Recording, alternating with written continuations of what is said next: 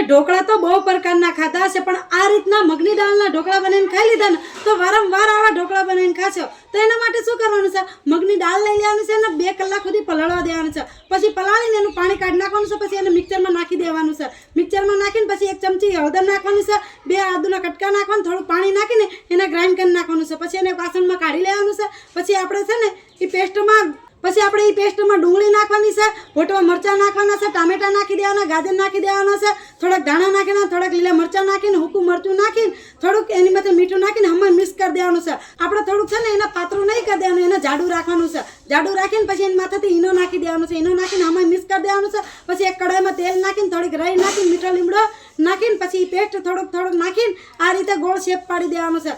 પછી એની માથે આ રીતે થોડાક સફેદ તલ વેર દેવાના છે. પછી એને અલટ પલટ કરીને શેકીને પછી આ રીતના તમે ઢોકળા બનાવીને ખાશો ને એકદમ ટેસ્ટી અને લાજવાબ લાગશે. અને વારંવાર તમારા ઘરના મગની દાળના ઢોકળા તમારી આગળ બનાવવા હશે. વિડીયો ગમે હોય તો લાઈક, ફોલો, શેર કરી દેજો.